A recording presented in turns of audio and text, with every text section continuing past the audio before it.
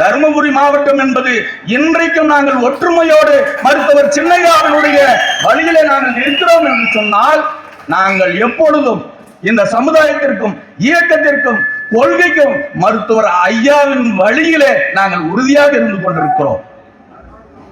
ஆனால் துரதிர்ஷ்டம் என்னவென்று சொன்னால், இந்த மாவட்டத்திலே ஜி.கே. மணி என்கின்ற ஒரு நபர் இந்த மாவட்டத்திற்கு வருகை தந்து இந்த மாவட்டத்தில் யார் யாரெல்லாம் உழைத்தார்களோ, யார் யாரெல்லாம் தியாகம் செய்தார்களோ அவர்கள் எல்லாம் அடையாளம் தெரியாமல் ஒழித்து விட்டு இன்றைக்கு நமக்கு கிடைச்ச மிகப்பெரிய ஒரு பொக்கிஷம்.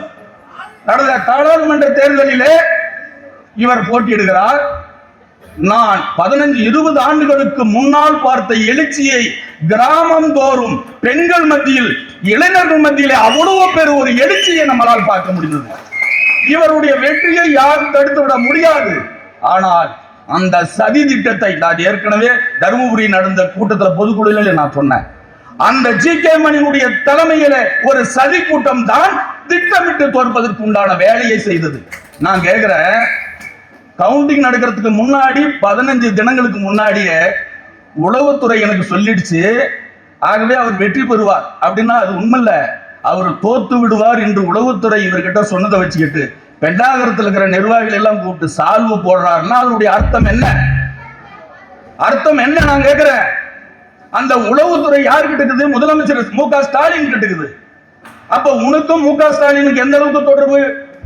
மருத்துவர் ஐயாவை, அவருக்கு வேற வேலை கிடையாது, காலையில எழுந்திரிச்சா ஒரு அறிக்கை கொடுப்பாரு, அதுக்கெல்லாம் நான் பதில் சொல்ல வேண்டிய அவசியம் கிடையாது என்று அவமானப்படுத்திய மு.க. ஸ்டாலினை நாம் எல்லோரும் சேர்ந்து ஆர்ப்பாட்டம் பண்ணுமா இல்லையா கண்டிச்சு? ஆனா இவருடைய சொந்த குடும்பத்துக்கு மு.க. ஸ்டாலின் அவங்க மகன் தனி விமானத்துல வராங்கன்றனால எந்த அளவுக்கு இந்த கட்சியையும் இந்த இயக்கத்தையும் நீ காட்டி கொடுத்து கொண்டு இருக்கிறாய். நல்லா நினைத்து பாருங்க. பல விஷயத்தை என்னால பேச முடியும். நான் இங்க மட்டும் கிடையாதுங்க, தமிழ்நாட்டுல முன்னாள் சட்டமன்ற உறுப்பினர்கள்லாம் இந்த கட்சியை விட்டு எத்தனை பேர் வெளியே போனாங்களா, அத்தனைக்கும் ஜி.கே. மணி தான் காரணம். 30 ஆண்டு காலமா இந்த கட்சிக்கு செய்தது அத்தனையும் துரோகம் துரோகம் துரோகமே. நான் கேட்கிறேன், இப்ப செந்தில் மாதிரி இந்த உடைச்சவங்க நிறைய, வி. ராமலிங்கம் இருக்கிறாரு, இந்த மாதிரி இருக்கிறவங்க என்னைக்காவது ஐயாவை கூப்பிட்டு ஓய்வறியாத உழைப்பாளி, தியாக செம்மல், கௌரவ தலைவர் என்னைக்காவது யாரையாவது ஐயா சொல்லுங்கிறாரா? நான் கேட்கிறேன், ஓய்வறியா உழைப்பாளின்னு எது தெரியுமா கொடுத்தாரு? மகளிர்கள்லாம் போய் ஒரு நாள் ஐயா தோட்டத்துல, ஐயா பகலெல்லாம் கட்சி வேலைக்கு போன் பண்றாரு, ராத்திரி 12-1 மணிக்கு கட்சி வேலைக்கு வாங்கன்னு கூப்பிடுறாரு, ஆகவே அவரை ஓய்வறியா உழைப்பாளி என்று நீங்க அவருக்கு பேர் சூட்டுன்றதால அவர் ஓய்வறியா உழைப்பாளின்னு சொன்னார். அதுக்கு அடுத்தது கௌரவ தலைவர். என்ன கௌரவ தலைவர்? என்ன கௌரவ தலைவர்? நான் கேட்கிறேன், தியாகம் செஞ்சார? நான் கேட்கிறேன் என்ன ஆற்காடு நவாபு பேருனா பல ஆயிரக்கணக்கான கோடி ரூபாய் ஏற்கனவே வச்சிருந்தியா? சாதாரண ஒரு சைக்கிள்ல 300 ரூபாய்க்கு நீ ஆசிரியர் வேலைக்கு போனால் நீ இன்னைக்கு பல ஆயிரக்கணக்கான கோடி ரூபாய் உனக்கு எப்படி வந்தது?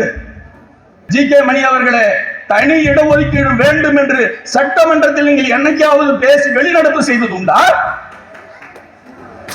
இந்த அளவுக்கு முதலமைச்சர் நெருக்கமாக இருக்கிற, சட்டமன்றத்தில் கால் வைக்க மாட்டேன் என்று சொன்ன மருத்துவர் ஐயாவை நீ சட்டமன்றத்தை கூட்டிட்டு போய் அவமானப்படுத்தி இன்னைக்கு வருது அந்த இடஒதுக்கீடு கொடுக்காம நீ நிறுத்தி வைத்துட்டு இருக்கிற, எவ்வளவு பெரிய கொடுமை.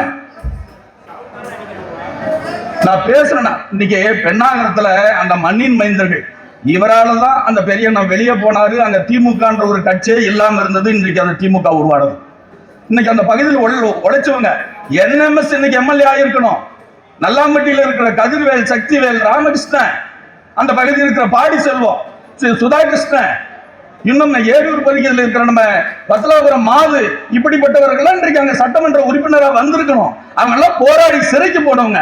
நான் கேட்கிற ஜி.கே. மணி அவர்களே, நீ இடஒதுக்கீடு போராட்டத்திற்காவது ஒரு நாள் ஜெயிலுக்கு போனது உண்டா? எங்கேயாவது நீ போராட்டத்தில் கலந்தது உண்டா? ஐயா கிட்ட நாங்கெல்லாம் யார் யாரெல்லாம் நெருக்கமா இருந்தோமோ அத்தனை பேருமே தவா போயிட்டோம். யாருக்கிட்ட நெருங்க முடியாது. எனக்கு முன்னால பேசுற எங்க தலைவர், உடற்பயிற்சி திட்டத்தினுடைய தலைவர் சொன்னார், இங்க உட்கார்ந்துட்டு இருக்கிறாங்களே முனைவர் சௌமியா அன்புமணி அவர்கள் சாதாரண குடும்பம் கிடையாதுங்க, மிகப்பெரிய அரசியல் பாரம்பரியமான குடும்பம். இன்றைக்கு அந்த வடபுலத்தில் வந்து அந்த பகுதியை தமிழ்நாட்டோடு சேர்ந்ததற்கு அம்மாவுடைய அப்பா அவரு போராடி சிறைக்கு சென்று போராடி தான் அந்த பகுதி தமிழ்நாட்டோட சேர்ந்தது. எவரு பெரிய புகழுக்கு வாய்ந்தவர்? அவரை திட்டமிட்டு மருத்துவர் சின்னையாவோ அவங்க குடும்பத்தை சார்ந்தவர்கள் இந்த மாவட்டத்தில் இருக்கக்கூடாது, இந்த மாவட்டம் ஒட்டுமொத்தமாக தன்னுடைய கட்டுப்பாட்டில் இருக்க வேண்டும் என்று சொல்லி திட்டமிட்ட செய்த சதி. ஒரு முறை நீங்க இந்த மாவட்டத்தில் எம்பியா சட்டமன்ற உறுப்பினரா யார் இருந்தாலும் சரி, வெங்கடா சார் இருக்கட்டும், டாக்டர் நம்ம மருத்துவர் டாக்டர் செந்திலா இருக்கட்டும், பாரிமோகனா இருக்கட்டும், ஒரு முறை இருந்ததுன்னா எங்களை எவ்வளவு கேவலப்படுத்தி எவ்வளவு அசிங்கப்படுத்தி என்னென்னலாம் பண்ணணுமோ அவ்வளவு ஐயா வாயாளியவே எங்களை அசிங்கப்படுத்த வச்சிருவார். எங்க கண்ணு முன்னாடி யார் யாரெல்லாம் எப்படி எல்லாம் நாங்க அசிங்கப்பட்டிருக்கிறோம். ஆனால் இருந்தாலும் ஆரம்ப காலத்தில் இருந்து இன்று வரை தடம் பெறலாமல் மருத்துவர் ஐயாவை கடவுளாக ஏற்றுக்கொண்டு